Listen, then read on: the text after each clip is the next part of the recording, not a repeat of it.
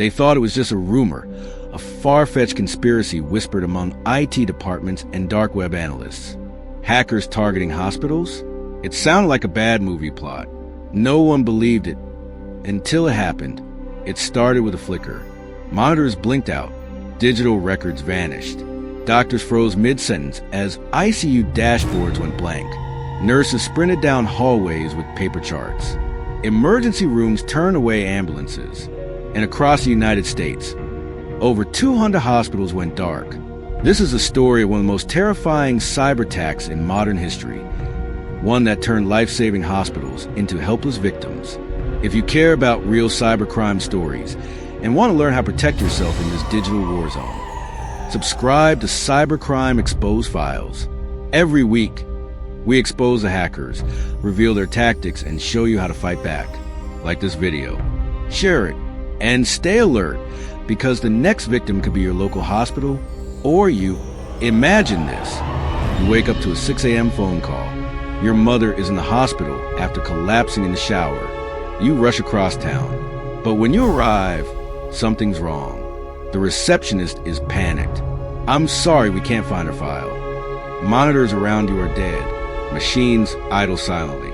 Staff whisper to one another, eyes darting at the screens that won't load. You spot a nurse, clipboard in hand, scribbling notes like it's 1994. The nurse says, "We've lost everything. Her records, the MRI, the allergy list. We're blind." This wasn't just a system crash. This was a deliberate attack. And what it left behind was chaos.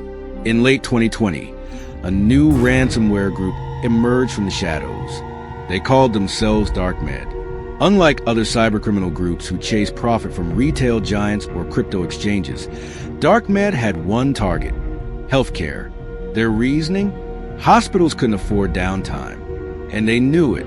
Their method? Simple, brutal, effective. A single phishing email. One click. That's all it took. At St. Felicity Medical Center in Ohio, an employee received an email from what looked like their HR department.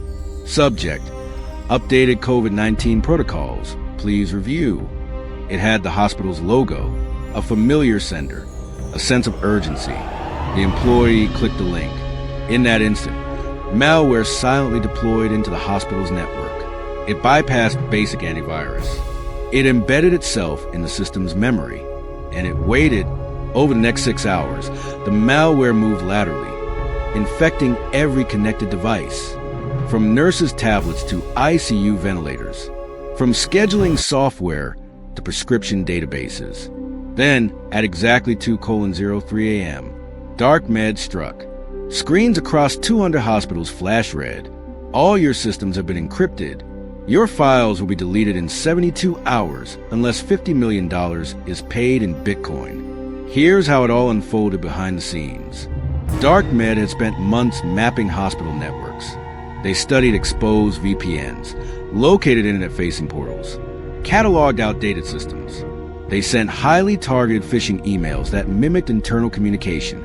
These emails didn't just fool people. They were indistinguishable from real ones. And once someone clicked, the malware latched on. It used credential dumping tools to harvest logins. It escalated privileges by exploiting known Windows vulnerabilities. In some cases, they used Mimikatz to pull credentials directly from memory. Then came lateral movement, jumping from department to department, machine to machine. Everything was scanned. Everything was infected. Once they controlled the system, they delivered the payload. Ransomware that encrypted everything, even the backups.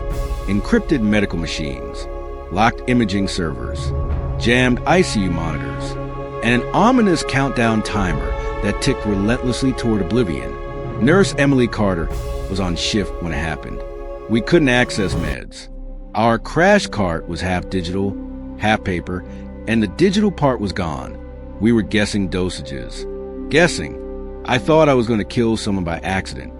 David Lynn, the hospital's IT director, said, "The ransomware encrypted our failover backups. Even our off-site backups were compromised because they were connected to the same cloud environment. It was like watching a building burn from the inside, and you have no water." Mr. Harold Jennings, whose wife was scheduled for cancer surgery, broke down in tears when interviewed. They canceled her operation. They said they couldn't even see her imaging.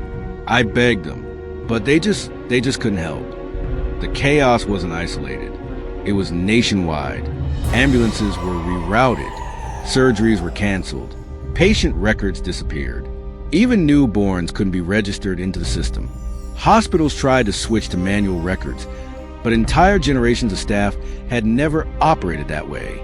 The learning curve wasn't just steep, it was deadly. Medical devices like ventilators, insulin pumps, and heart monitors were impacted.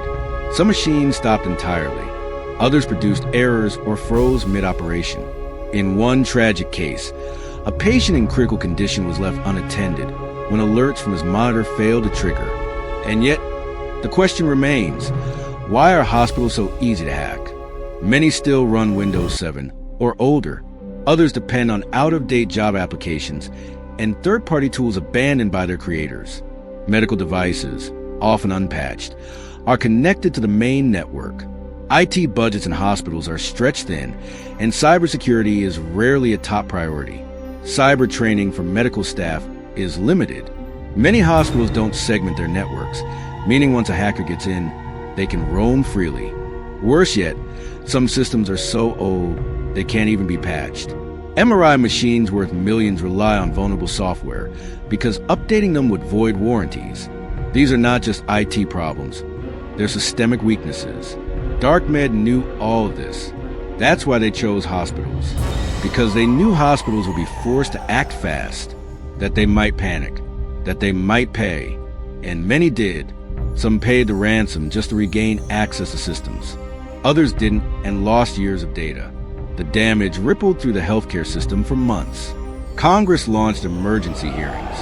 National cybersecurity agencies issued new guidelines. But for the families affected, it was too late. The loss wasn't just digital. It was human. It was personal. A child missed her cancer treatment. A surgery was delayed so long the tumor grew inoperable. An elderly man died because his medication history was inaccessible. This was a digital assault with real-world casualties. This attack wasn't the first, and it won't be the last.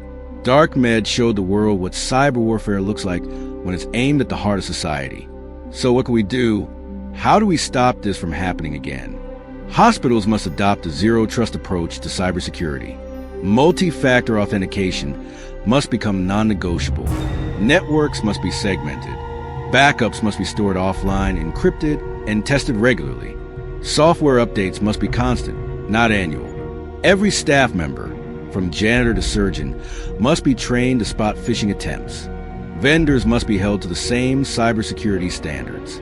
We need national investment in healthcare cybersecurity infrastructure, grant programs, threat intelligence sharing, mandatory breach reporting, penalties for negligent security practices.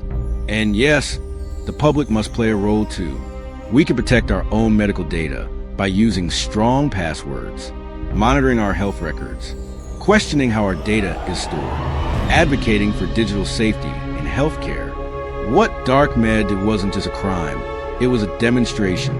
They showed that with the right malware and the wrong click, a hospital can go from life-saving to life-threatening in hours. This isn't a sci-fi future. It's the now, and it's only getting worse. A whistleblower recently claimed that DarkMed is testing a new ransomware variant, one that doesn't just lock systems, it alters them. Imagine a medical record that lists the wrong blood type, a prescription list that deletes one drug and replaces it with another. Silent sabotage, slow death. That's what cybersecurity experts fear is coming next. And the worst part? Most hospitals wouldn't even know until it was too late. We're not just fighting hackers anymore. We're fighting entire ecosystems of digital crime, dark web marketplaces selling ransomware as a service, insider threats, unpatched vulnerabilities, and a race between attackers and defenders where lives hang in the balance. This wasn't just a cyber attack. It was a wake-up call. Every healthcare worker, every policymaker, every patient needs to understand that cybersecurity is not optional. It's life-critical. The next time your loved one is in a hospital, ask yourself, can the ER access her records, her allergies, her treatment plan? her life-saving scan? And if the system went dark, what happens next? You can help. You can raise awareness.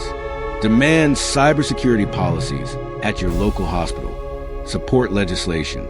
Educate your family. Watch and share videos like this one. Want more stories like this? Subscribe to Cybercrime Exposed Files, where we dig deep into the dark web and show how it's bleeding into the real world, like this video. Comment below, what's the scariest cybersecurity story you've heard from the healthcare world? Share this with a doctor, a nurse, an IT director, a friend in healthcare. You might just help prevent the next digital catastrophe. Knowledge is defense. Awareness is armor. Stay safe. Stay alert, because the threat isn't coming. It's already here.